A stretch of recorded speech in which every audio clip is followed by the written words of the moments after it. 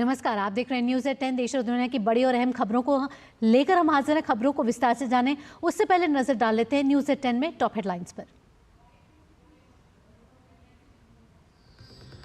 Raisina dialogue में विदेश मंत्री ने कहा, विभिन्न देशों के बीच बदल रहे हैं समीकरण। अमेरिकी खुफिया विभाग की प्रमुख तुलसी गबार्ड का भी संबोधन आज।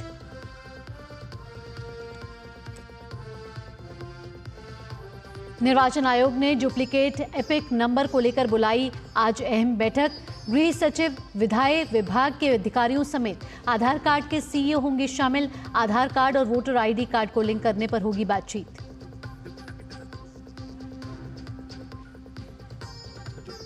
लोकसभा में रेल मंत्रालय के अनुदानों मांगों पर चर्चा और मतदान के बाद जल शक्ति मंत्रालय के अनुदान मांगों पर होगी चर्चा।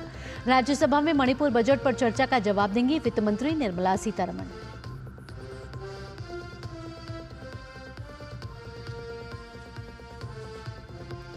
गाजा में इजरायल का हवाई हमला, करीब 100 लोगों की मौत। जनवरी में युद्ध विराम लागू होने के बाद से हमास के ठिकानों पर सबसे भारी हमला।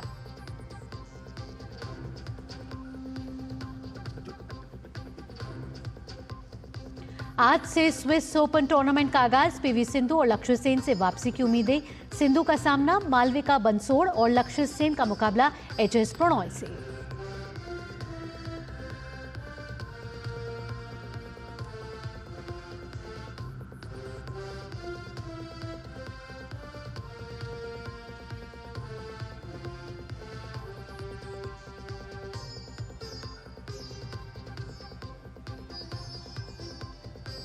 और रायसीना डायलॉग का आज दूसरा दिन है। इस समय डॉक्टर एस जयशंकर विदेश मंत्री संबोधन दे रहे हैं।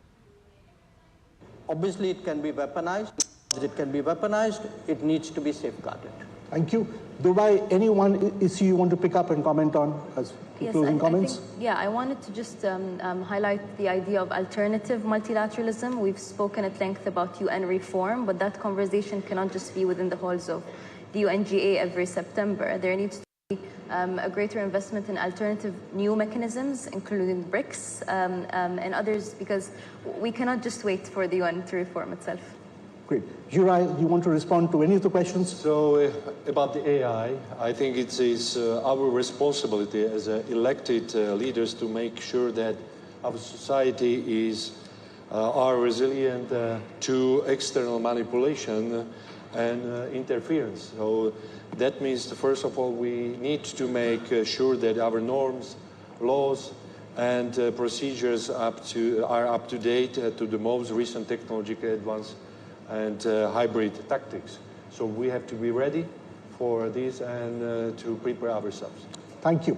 Dominique? Nothing. Carl? तो रायसीना डायलॉग 2025 के दूसरे दिन इस समय विदेश मंत्री डॉक्टर एस जयशंकर संबोधन दे रहे थे और इस बार की थीम है कालचक्र, पीपल, पीस एंड प्लैनेट। इसके साथ ही वित्त मंत्री निर्मला सीतारमण, रेल मंत्री अश्विनी वैष्णव और विदेश राज्य मंत्री कीर्तिवर्धन सिंह भी अलग अलग विषयों पर अपने विचार रखेंगे। इसके साथ ही अमेरिका की राष्ट्रीय खुफिया निदेशक तुलसी गबार्ड भी रायसीना डायलॉग में अब से कुछ देर में अपना संबोधन देंगी। सोमवार से शुरू हुए 3 दिवसीय रायसीना डायलॉग में 125 देशों के प्रतिनिधि शामिल हो रहे हैं। इस बार के रायसीना डायलॉग का विषय है कालचक्र, पीपल, पीस एंड प्लैनेट।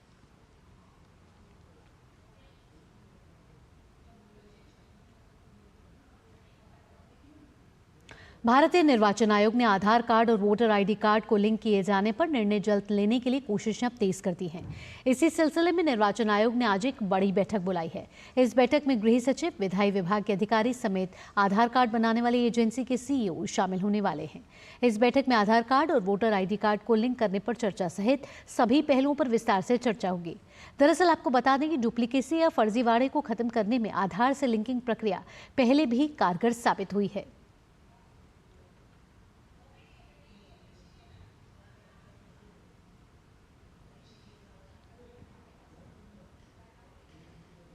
इस समय हमारे संवाददाता ऋषि सिन्हा इस समय ज़्यादा जानकारी के साथ जुड़ गए हैं। आइए सीधा ऋषि का रुख करेंगे। ऋषि, आपसे पूछना चाहेंगे कि जिस तरीके से मतदाता सूची में जो गड़बड़ियां हो रही थी उसको ठीक करने के लिए आज जो निर्वाचन आयोग की ये बैठक है बेहद ही महत्वपूर्ण मानी जा रही है। आधार को वोटर आईडी से लिंक किया जाएगा, ऐसे में किस तरीके से इससे सहूलियतें बढ़ेंगी और कानूनी प्रक्रिया के आगे कुछ और भी इसके साथ रहने वाली है? देखिए, जहाँ तक आधार को वोटर आईडी से जोड़ने का जो पूरा प्रोसेस था, उसको अगर हम समझें तो इसको हम इस बात से समझ सकते हैं कि जब ये प्रक्रिया इस बात से शुरू की गई कि जब जो आरपी एक्ट है जो 1950 का, उसमें 2021 में संशोधन के दौरान ये वॉलंटरी तौर पर ये स्वीकार किया गया कि आधार कार्ड को वोटर आईडी से जोड़ा जा सकता है। लेकिन ये स्वैच्छिक आधार पर था, इसको मैंडेटरी नहीं किया गया था और इसके लिए कोई टारगेट फिक्स नहीं किया गया था। ये प्रोसेस के तहत रखा गया था कि जो व्यक्ति इसको अपने आधार को लिंक करना चाहे उसके लिए ये प्रक्रिया की अनुमति दी गई थी। इस कानून को बनाते समय, संशोधन के समय यही रखा गया था कि जो प्राइवेसी का मसला है, और ये मसला जब सुप्रीम कोर्ट में भी गया था तो आधार को मैंडेटरी न करने को लेकर कोर्ट में भी सरकार ने यही कहा था कि ये एक स्वैच्छिक प्रक्रिया है।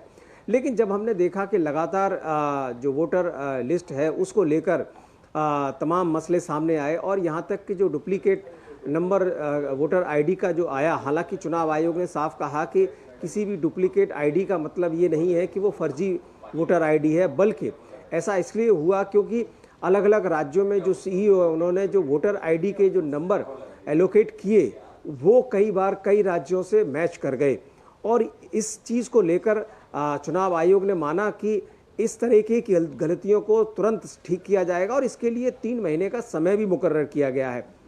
साथ ही साथ चुनाव आयोग ने एक और प्रोसेस शुरू किया है। जब से ज्ञानेश कुमार जो मुख्य निर्वाचन आयुक्त बने हैं, उन्होंने इस प्रक्रिया को शुरू किया। उनका कहना है कि जो राजनीतिक दल हैं वो सबसे बड़े स्टेक होल्डर हैं, उनको राजनीतिक स्तर पर उनके साथ संवाद, चुनाव आयोग के जो स्तर है, चाहे वो सीईओ लेवल पर राज्य के स्तर पर हो, चाहे वो जिला निर्वाचन अधिकारी के स्तर पर हो, जो राजनीतिक दलों के साथ संवाद निरंतर करने का जो प्रोसेस शुरू किया गया है वो आज भी जारी है।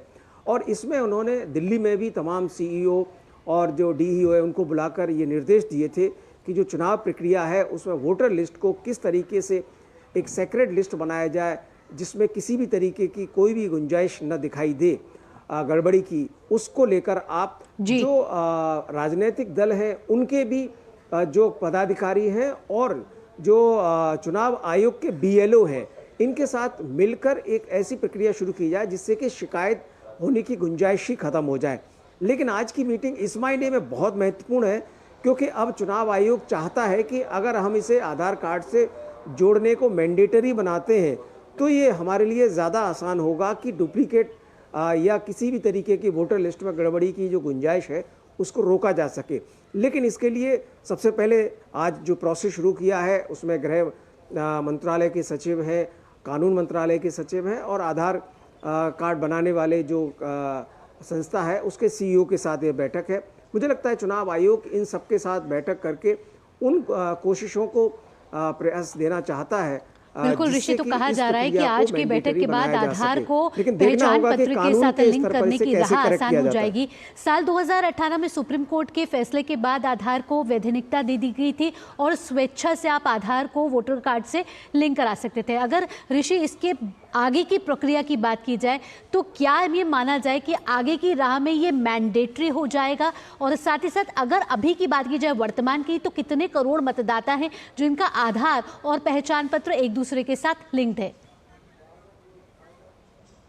देखिए, आधार और जो वोटर आईडी है इसको लिंक करने का जो प्रोसेस है शुरू जरूर किया गया था, लेकिन इसको आगे इसलिए नहीं बढ़ाया गया क्योंकि ये मैंडेटरी नहीं था और इसी वजह से इसका कोई भी डाटा चुनाव आयोग ने, हालांकि बीच बीच में इस तरीके के आंकड़े दिए कि कितने प्रतिशत तक हो गया है, लेकिन उनका कोई अंतिम डाटा इस तरीके का आज उपलब्ध नहीं है जिससे ये कहा जा सके।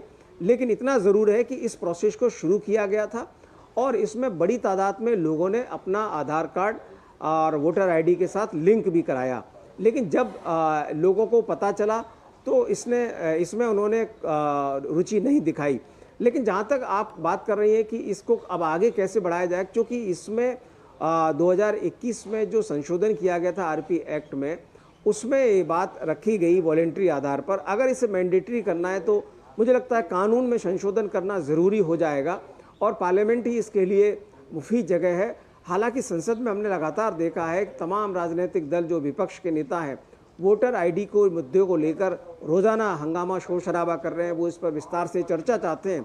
तो मुझे लगता है कि चुनाव आयोग के द्वारा इस तरीके का प्रोसेस शुरू करना इस दिशा में एक बड़ा कदम माना जा सकता है और सरकार के पास एक इनपुट्स हो जाएंगे कि आयोग अगर चाहता है तो किस तरीके से उसको आगे बढ़ाना चाहता है और वो प्रक्रिया क्या होनी चाहिए। इसी वजह से यह मीटिंग बहुत महत्वपूर्ण है। ऋषि, साथ ही साथ ये चर्चा बड़े समय से चली आ रही थी कि मतदाता सूची के साथ आधार को लिंक किया जाए, लेकिन इसके साथ इस मुद्दे को का राजनीतिकरण भी खूब हुआ है और उसके बाद अब जब ये मसला सामने निकल कर आया है कि इन दोनों को लिंक किया जाए तो आम जनता को इससे क्या फायदा होने वाला है? ऋषि, देखिए, आम जनता को तो सबसे बड़ा फ़ायदा यही होने वाला है कि उसका जो वोटर आईडी है जब आधार से जुड़ जाएगा तो कम से कम ये सुनिश्चित हो जाएगा कि उनकी जो कई बार की शिकायतें रही हैं कि उनका नाम वोटर लिस्ट से गायब है या उनका जगह चेंज कर दी गई है, आधार से जुड़ने के बाद जो जानकारियां हैं उसको आसानी से चुनाव आयोग के द्वारा सर्कुलेट करना मुझे लगता है आसान हो जाएगा। दूसरा, इसमें सबसे बड़ा फ़ायदा यही होगा कि आप अगर आधार से जुड़ जाते हैं तो बाकी के जो प्रोसेस है, मान लीजिए, हालांकि अभी वो प्रोसेस आज भी मौजूद है, लेकिन आधार से जुड़ने के बाद जो ट्रांसपेरेंसी है जिसमें कि जो बार बार शिकायतें हो रही हैं, राजनीतिक दलों के द्वारा शिकायतें हो रही हैं और चुनावों में गड़बड़ियों की शिकायतें हो रही हैं, सबसे बड़ी बात होती है डेमोक्रेसी में कि किसी भी शक को ख़त्म किया जाए, क्योंकि लोकतांत्रिक मूल्यों को बचाए रखने के लिए पारदर्शिता का होना बहुत जरूरी होता है। ऋषि, तमाम जानकारियों के साथ आपका धन्यवाद। वो दिखनी भी चाहिए और इस चीज़ को देखा जाता है। जी ऋषि, ये तमाम जानकारियों के साथ फिलहाल आपका धन्यवाद। लेकिन इस समय रायसीना डायलॉग 2025 भी चल रहा है और अमेरिका खुफिया विभाग की निदेशक जो है तुलसी गबार्ड इस समय संबोधित करिए, सीधा रुख करेंगे वहां का। With respect. It is a recognition of the eternal divine spirit that exists within each of our hearts, and it's a reminder that we are all connected, that we are all children of God, regardless of our race or religion, ethnicity, politics, our background, where we come from, our status in society. By greeting us in this manner, we are opening the door to have a much more meaningful and deeper exchange that gets past the divisiveness and the partisanship that too often poisons the conversations that we have. It's a critical reminder that what we share in common is far more powerful than that which sets us apart. It's great to be back here in India, and I especially want to thank Prime Minister Modi for the invitation to come here, to get together with new friends, to greet old friends here from across the Indo-Pacific region and from around the world. I leave right after our dialogue here to head back to Washington, D.C., but it's been a constructive few days where I've been engaging with our Indian counterparts, working to continue to build off of the momentum that was created by President Trump and Prime Minister Modi's joint statement issued in Washington, D.C. after their Oval Office meeting. The partnership between our two countries has been strong for decades, and under the leadership of two great leaders and true great friends, President Trump and Prime Minister Modi, and rooted in our shared values of peace and freedom, security and prosperity, I'm confident that this partnership and friendship between our two nations and our leaders will continue to grow and strengthen. I'm grateful to be here with all of you because these gatherings are so important, because they give us the opportunity to come together and actually engage in direct dialogue and conversation around some of the most timely and pressing issues that face us all. The theme of this conference couldn't be better: people, peace, and planet, highlighting these fundamental aspirations that unite us. It's the foundation that prosperity, security, and freedom rest. If we are not at peace, we cannot be truly prosperous, secure, or free. And so today, our actions, our dialogue, the reaffirmation of our commitments to these principles, to one another and our partnerships, and our shared vision for the future provide us with the opportunity to build more meaningful relationships and work together as we leave this conference towards the interests of the people, to protect our planet and to further the cause of peace. I'm a child of the Pacific. I was born and raised, first born in American Samoa, raised in Hawaii. I've spent a lot of time throughout my life traveling throughout the Indo-Pacific and working in many different countries. So I'm very familiar with the rich and beautiful cultures, the kindness and hospitality that I've experienced everywhere I've gone, and the rich history within each country that leads to a better understanding of the nuance and complexities that exist within these countries, but also within the relationships in the region. It's a vast and critical region that's not just a geographic space. It is the geopolitical center of gravity for the 21st century. So ensuring peace and stability here is essential to our collective security, our objective of economic prosperity, and our ability to work together to take on the great challenges of our time. And we must tackle these challenges together. Our ability to do so as nations, as leaders, as people, is critical towards achieving our collective goals. Unfortunately, we live in a time where war and conflict is being waged on many fronts around the world.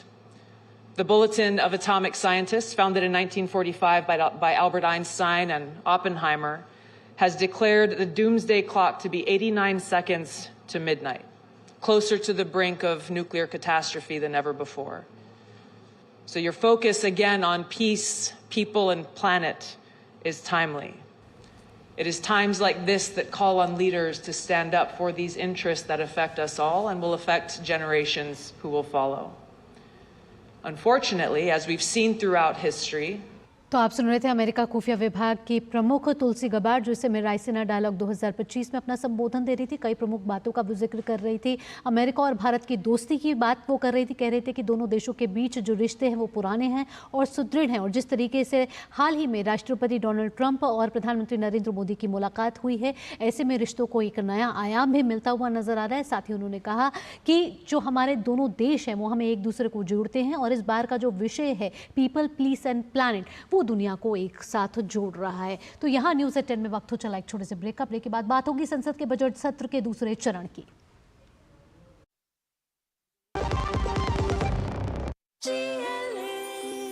जो लक्ष्य चुना था समझ आने लगा है। GLA university, उच्च लक्ष्य की निश्चित प्राप्ति। मेरी पसंद, मेरी पसंद, मेरी पसंद, मेरी पसंद, हमारी पसंद, हम सबकी पसंद। मजबूत देश का मजबूत सरिया हो गया स्टील। तो अपने सोने को काम पे लगाइए, आज ही कॉल कीजिए 1-800-313-1212 पर।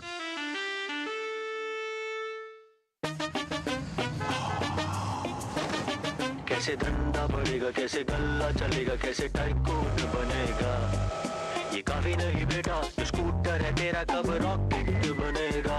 सिर्फ नजर बट्टू लगाने से बिजनेस बढ़ता तो हर बड़ा बिजनेस नहीं करता। बिजनेस बढ़ता है क्रेडिट से। अपनी दुकान में क्रेडिट ऑन UPI अपनाओ। कस्टमर्स को UPI पे क्रेडिट मिलेगा तो कस्टमर्स बढ़ेंगे और उनकी शॉपिंग भी। क्या समझे? अपने पेमेंट पार्टनर से संपर्क करें।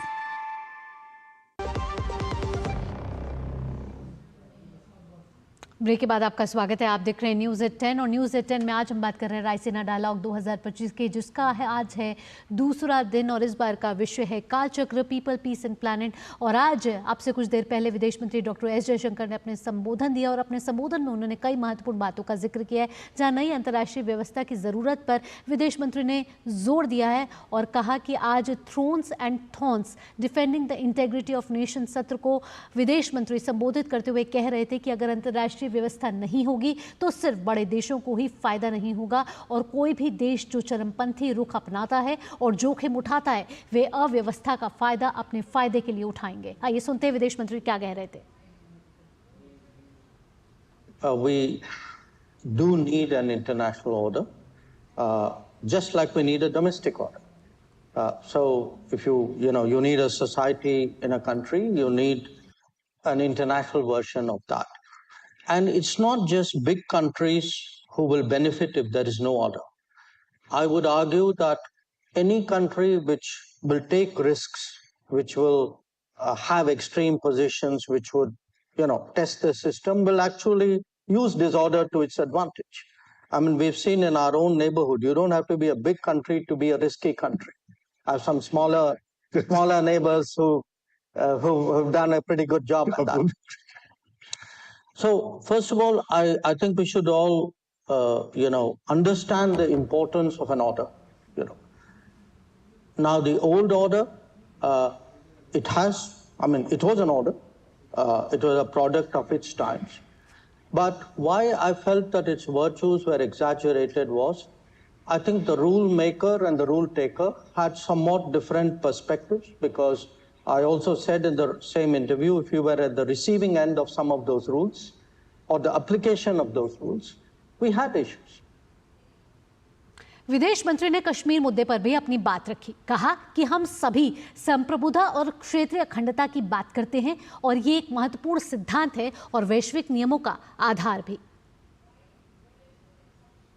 After the Second World War, the longest standing illegal, I would say, presence, occupation of a territory by another country pertains to India. What we saw in Kashmir. Now, we went to the UN. What was an invasion was made into a dispute. So, the attacker and the victim were put on par. Who were the culpable parties? UK, Canada, Belgium, Australia, USA. So, pardon me, I have some question marks on that whole order. Now, I can give you many more. We speak today of political interference. When the West goes out into other countries, it's apparently in pursuance of democratic freedoms. When other countries come into the West, it seems to have a very malign intention. So I think we need, if to have an order, there must be fairness. We need a strong UN, but a strong UN requires a fair UN. और news 10 में इस वक्त की बड़ी खबर का रुख कर लेते हैं। सूत्रों से मिली जानकारी के मुताबिक आज लैंड फॉर जॉब मामले में पूर्व मुख्यमंत्री राबड़ी देवी से पूछताछ हो सकती है। जानकारी के अनुसार आपको बता दें कि आज पटना ईडी दफ्तर में राबड़ी देवी से पूछताछ के लिए उन्हें बुलाया गया है। सूत्र कह रहे हैं कि तेज प्रताप यादव से भी ईडी आज पूछताछ कर सकती है।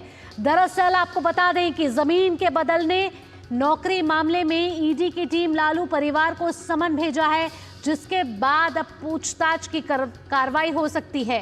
तो जमीन के बदले नौकरी मामले में ईडी दफ्तर में आज राबड़ी देवी से पूछताछ हो सकती है और ईडी ने मंगलवार को राबड़ी देवी को पटना स्थित दफ्तर बुलाया, यानी कि आज दफ्तर बुलाया और इसके साथ ही आरजेडी सुप्रीमो लालू यादव के बेटे तेज प्रताप यादव को भी समन भेजा है। तो ये बड़ी खबर इस वक्त की, जहां लैंड फॉर जॉब मामले में आज राबड़ी देवी की ईडी के सामने पेशी है, उनसे ईडी पूछताछ करेगी। वहीं कल ईडी की टीम लालू यादव से भी पूछताछ करेगी। तो जमीन के बदले नौकरी का ये मामला है, जहां बिहार की पूर्व मुख्यमंत्री राबड़ी देवी और उनके बेटे तेज प्रताप यादव को ईडी ने पूछताछ के लिए समन भेजा है। दोनों को आज पेश होना है। वहीं बात करें अगर लालू प्रसाद यादव यानी कि आरजेडी सुप्रीमो की, तो कल उन्हें पूछताछ के लिए बुलाया है। यह पूरा मामला नौकरी के बदले जमीन घोटाले का है, जहां ईडी ने दोनों को समन भेजा है। ईडी अब पूछताछ करेगी और मामले की तह तक जाएगी। हमारे साथ हमारे संवाददाता मधुरेश इस समय जुड़ गए हैं ज्यादा जानकारी के साथ। मधुरेश, क्या है ताजा अपडेट?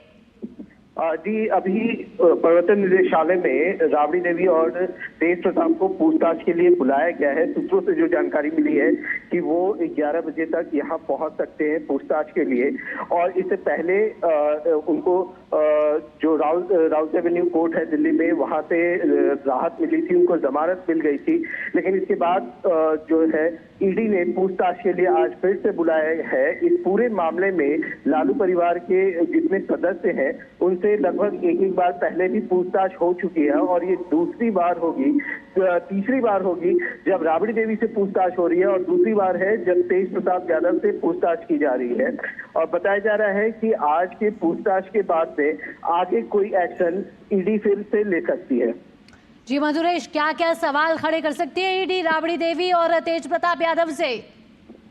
जी देखिए, अभी तक जो जानकारी मिली है उसके अनुसार जो पूछताछ है वो लैंड फॉर जॉब मामले में जो है तो वो जानकारी ये लेना चाह रही है ईडी कि किस तरीके से ये पूरा जो वाकया हुआ है वो किस तरीके से इसको अंजाम दिया गया था, उसमें क्या उनकी संलिप्तता थी। जो कंपनी फॉर्म किया गया था उसमें तेज प्रताप यादव की क्या भूमिका थी, तेज प्रताप यादव डायरेक्टली उससे कैसे या जुड़े हुए थे। इसके साथ ही राबड़ी देवी से भी इस मामले में पूछताछ की जाएगी क्योंकि वो भी लालू परिवार की सदस्य है।